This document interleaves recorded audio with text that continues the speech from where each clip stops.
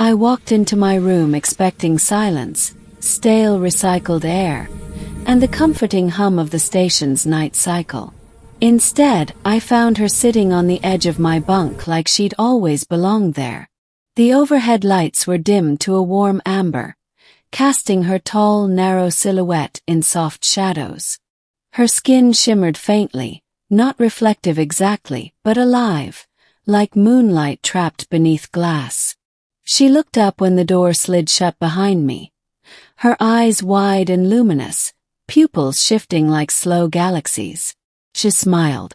Not a baring of teeth, but a gentle lift of the mouth that somehow carried intent. "Come to bed, human," she said in perfect standard. My hand hovered near the emergency intercom. Every survival instinct screamed. And yet something deeper, curiosity maybe, kept me frozen in place.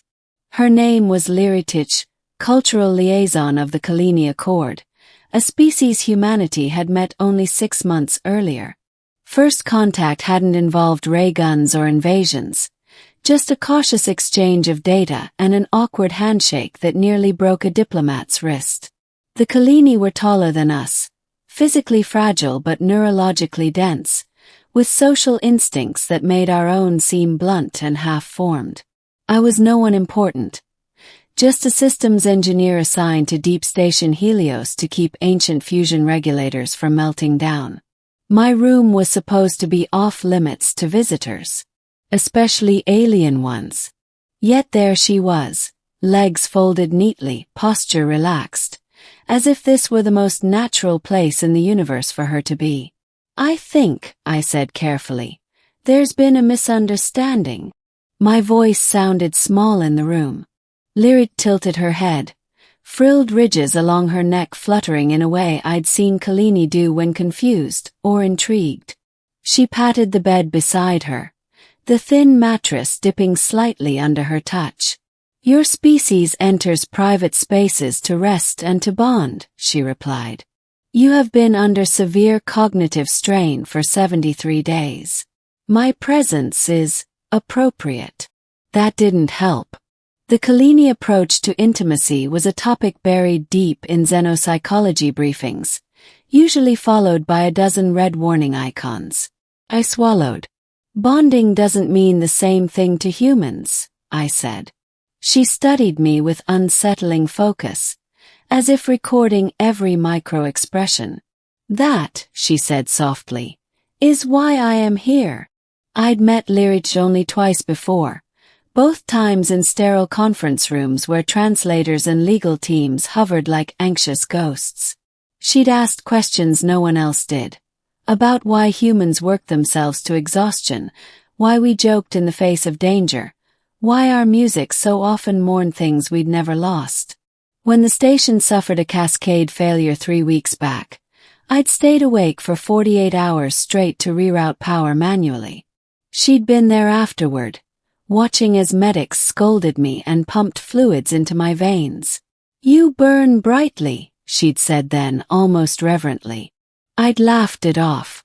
Now, standing in my doorway with an alien woman inviting me to bed, it felt less like a compliment and more like a warning.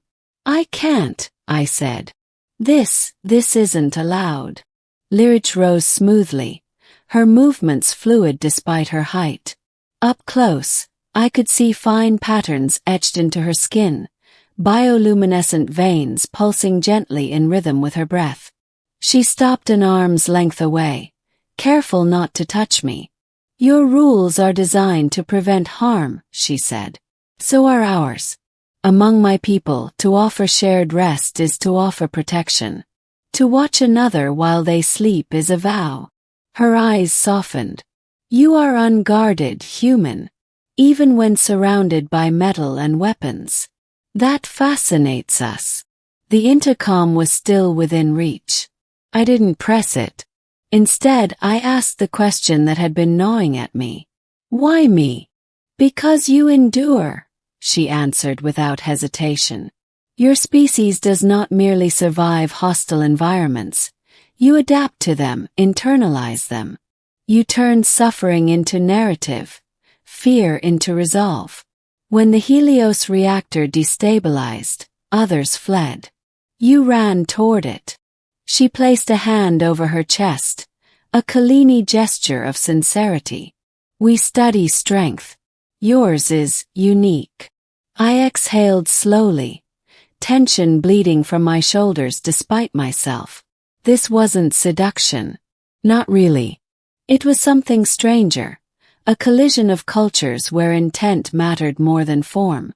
If I sit, I said, we talk. That's it.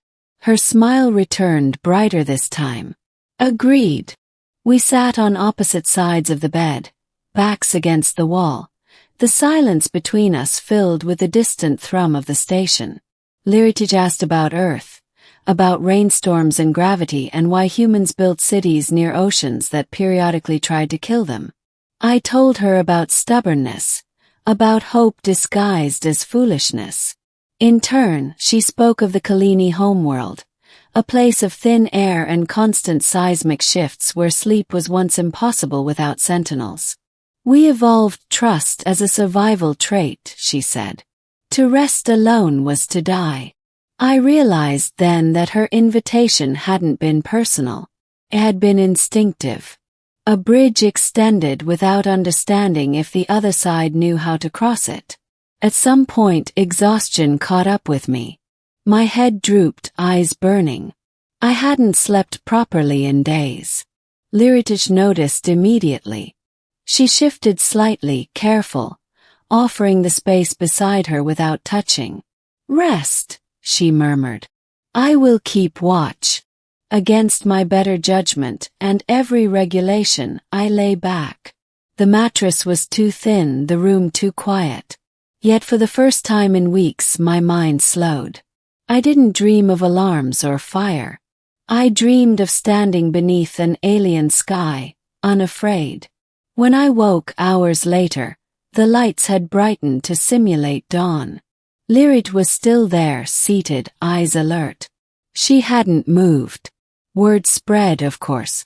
On a station where nothing truly stayed secret, an alien cultural liaison spending the night in a human engineer's quarters was bound to raise alarms. There were inquiries, awkward meetings, hastily rewritten guidelines. But there was no punishment. The Kalini delegation framed it as a successful exchange of trust. Humanity's representatives, after much debate, agreed. Something shifted after that. Kalini began requesting human partners for long-duration missions, citing our psychological resilience. Humans, in turn, learned to see vulnerability not as weakness, but as a shared language. Liritij and I didn't repeat that night, not in the same way. We didn't need to. The point had been made. Months later, as I prepared to transfer off Helios, Liritij met me one last time in the observation ring. Stars spilled across the viewport like scattered embers. Among my people, she said, that night will be recorded as the first vigil. I raised an eyebrow. Sounds dramatic. She smiled, that careful, intentional curve of her mouth. History often is. You taught us that strength can lie in stillness. In choosing to rest, even when the universe is hostile. I looked out at the endless dark and felt a quiet pride. Humans had walked into countless unknown rooms before, armed with nothing but curiosity and nerve. Sometimes that was enough to change the galaxy. The transfer shuttle arrived 6 hours later. I stood in my doorway one last time, bag at my feet, looking at a room that had somehow become more than steel and regulations. It was where humanity had, quietly and without permission, changed the rules again. Liritij accompanied me through the corridor, her presence drawing respectful distance from passing crew. Not fear, recognition. Humans noticed it too. They always did when something fundamental shifted. At the airlock she stopped. Kalini did not embrace.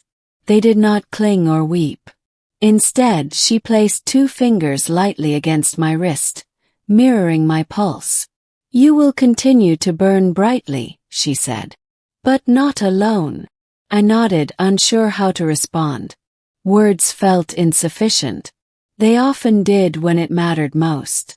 Years later, humanity would be known across the Accord not for its weapons or ships, but for something far stranger. We became the species others trusted to stand watch. Human crews were requested during first contacts, disaster responses, and long exploratory sleeps. Where others required safeguards and rituals, humans simply stayed awake. We listened. We endured. We kept watch while the galaxy rested. Historians would debate when it began. Some would cite first contact. Others the Helios reactor incident. A few, mostly Kalini scholars, would point to a single unremarkable room on a deep space station, where a human chose not to panic, not to run, and not to press the alarm. They would record it simply. A human was invited into the unknown. And instead of conquering it, he lay down, trusted, and survived. That choice echoed farther than any weapon ever could. As for me, I kept working. I kept fixing broken systems in impossible places. Sometimes, when exhaustion threatened to hollow me out, I remembered that night. The quiet, the watchful presence, the understanding that strength didn't always mean standing tall. Sometimes, strength meant allowing yourself to rest while the universe learned to trust you. And somewhere out there, among shifting stars and alien skies, a record remained in Kalini I never thought I'd archives. feel this. The Me night neither. It's humanity real. proved But what it was if it safe changes to sleep us? beside. We'll face it.